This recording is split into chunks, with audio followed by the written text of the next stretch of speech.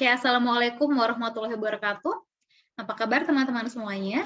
Jadi pada kesempatan kali ini saya, Korea Nurfia, akan mempresentasikan tugas pekerti, di mana kita harus meringkas materi dari Bapak Syihabuddin Said tentang teori belajar dan motivasi belajar. Oke.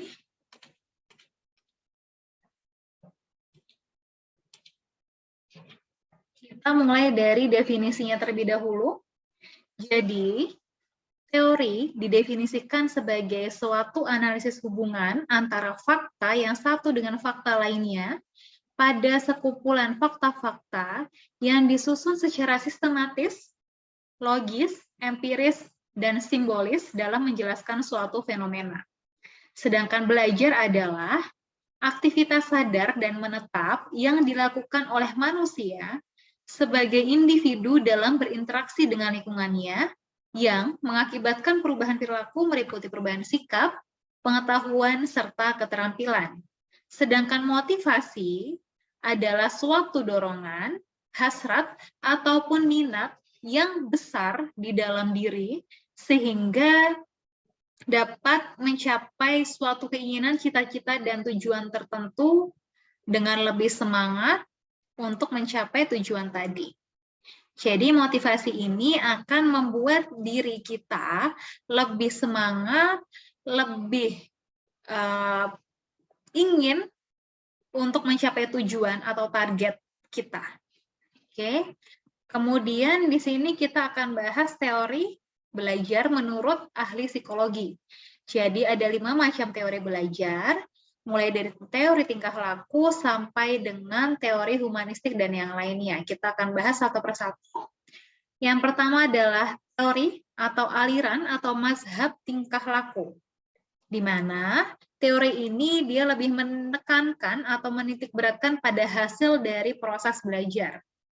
Kemudian yang kedua ada aliran kognitif, di mana lebih menekankan kepada prosesnya atau proses belajar. Kemudian yang ketiga, ada aliran humanistik atau teori humanistik yang lebih menekankan kepada isi yang dipelajari.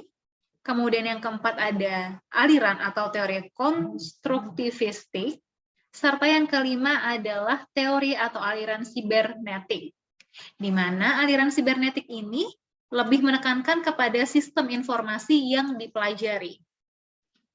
Baik, jadi kita akan bahas satu persatu mulai dari teori tingkah laku sampai dengan teori sibernetik.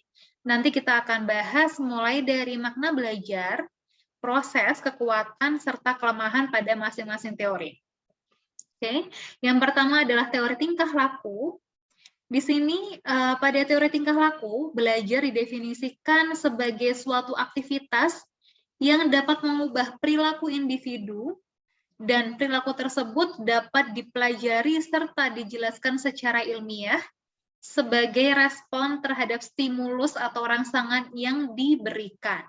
Sehingga dapat disimpulkan bahwa definisi belajar menurut teori tingkah laku adalah suatu perubahan tingkah laku. Itu. Kemudian untuk proses belajar, pada teori tingkah laku ini dimaksudkan atau didefinisikan sebagai suatu interaksi antara stimulus atau rangsangan serta respon. Jadi stimulus sebagai masukan dan respon sebagai hasil akhir yang dapat diamati. Kemudian kekuatannya di sini adalah apabila pada teori tingkah laku ini diberikan suatu penguatan, maka dapat memperkuat respon yang dihasilkan. Kemudian untuk kelemahan pada teori ini yang pertama, tidak mampu menjelaskan proses belajar yang kompleks. Kemudian yang kedua, tidak semua hasil belajar dapat diamati dan diukur. Kemudian untuk teori yang kedua adalah teori kognitif. Pada teori kognitif ini, belajar dimaknai sebagai proses berpikir di balik tingkah laku yang terjadi atau dari perubahan persepsi ataupun pemahaman. Dan proses belajar di sini dimaksudkan sebagai proses yang terjadi akibat beberapa tahapan sesuai dengan umur. mulai dari seperti proses asimilasi, akomodasi, serta ekuilibrasi. Kemudian, kekuatan atau poin positif dari teori ini adalah setiap orang itu dianggap mempunyai pengalaman serta pengetahuan dan yang tertata dalam struktur kognitif. Jadi, pada teori ini dianggap semua mahasiswa itu sudah mempunyai pengalaman serta pengetahuan. Kemudian, kelemahannya pada teori ini adalah yang pertama, teori ini dianggap lebih dekat pada psikologi daripada dengan teori belajar. Kemudian yang kedua, teori ini susah dipraktekkan karena kita tidak mungkin dapat memahami tingkat atau struktur kognitif dari masing-masing mahasiswa. Kemudian teori selanjutnya adalah teori humanistik, di mana di sini dia mendefinisikan belajar sebagai suatu usaha untuk memanusiakan manusia. Sehingga proses belajarnya sendiri bisa dianggap berhasil apabila mahasiswa atau pembelajar dapat memahami lingkungannya serta dirinya sendiri. Oke, kemudian untuk kekuatannya adalah, menurut teori ini, dapat mendorong mahasiswa untuk berpikir induktif dan dari pengalamannya. Serta kelemahannya adalah teori ini sukar digunakan dalam konteks yang lebih praktis dan lebih dekat dengan dunia filsafat daripada dunia pendidikan. Begitu. Kemudian untuk teori selanjutnya adalah teori konstruktivistik. Di sini pada teori konstruktivistik, belajar dimaknai sebagai proses di mana mahasiswa atau pembelajar secara aktif mengkonstruksi atau membangun pengetahuan, gagasan maupun konsep baru berdasarkan pengetahuan awal yang sebelumnya sudah dia punya. Oke, jadi mahasiswa pada teori ini secara aktif dia membangun konsep baru dari konsep yang sudah dia miliki sebelumnya. Kemudian untuk prosesnya, di sini pembelajaran dilaksanakan dengan mengaitkan antara teori dengan kehidupan nyata. Gitu. Kemudian untuk kekuatannya adalah pembelajaran itu bersifat generatif, yaitu tindakan menciptakan suatu makna dari apa yang sudah dipelajari. Serta kelemahannya di sini, peran guru atau dosen kurang mendukung akan keberhasilan peserta didik. Kemudian yang kedua, karakteristik setiap siswa berbeda-beda, sehingga tidak semua dapat aktif dalam belajar. Serta yang ketiga, penekanan terhadap relativisme tadi.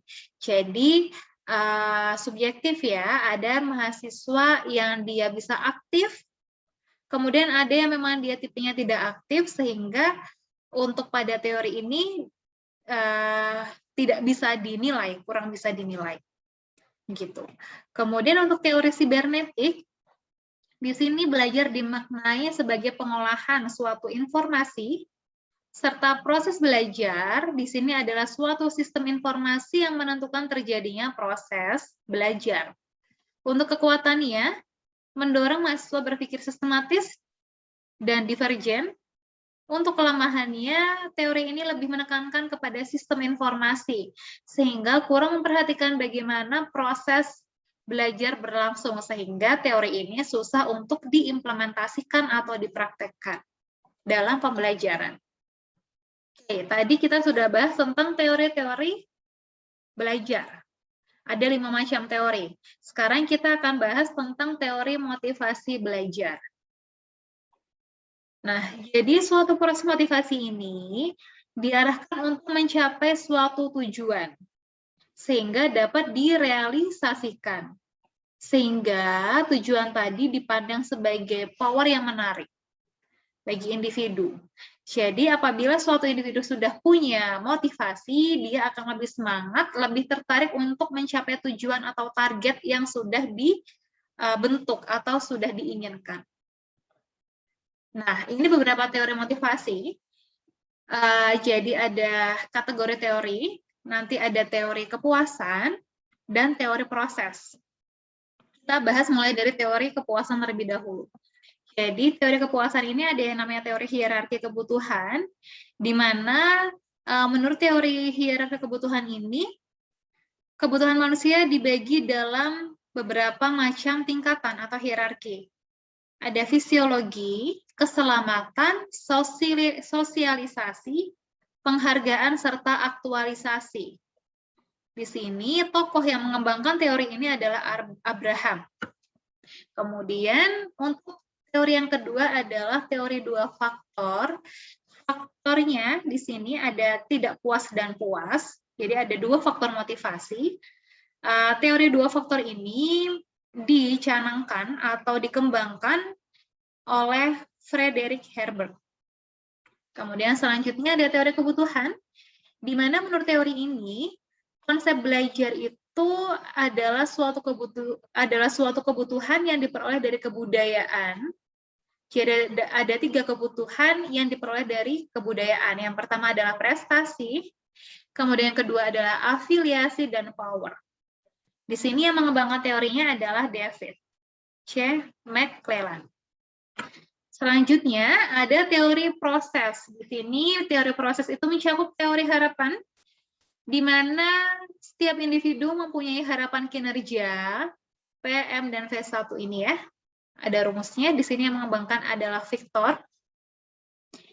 Kemudian ada teori keadilan, di mana inti teorinya adalah bawahan selalu membandingkan antara usaha dan imbalan yang mereka terima dengan usaha serta imbalan yang diterima oleh orang lain. Gitu ya. Yang memprakarsai teori ini adalah Victor Fromm lagi. Kemudian ada teori penguatan, di mana penguatan merupakan suatu prinsip belajar yang sangat penting dan memotivasi suatu individu. Ini yang mengembangkan sama Victor. Nah, kita udah belajar teori motivasi belajar, sekarang gimana sih cara kita bisa menumbuhkan motivasi belajar siswa atau mahasiswa. Jadi ada beberapa macam cara untuk menumbuhkan motivasi ketika misalkan kita akan melakukan suatu pembelajaran. Jadi yang pertama bisa diberikan angka.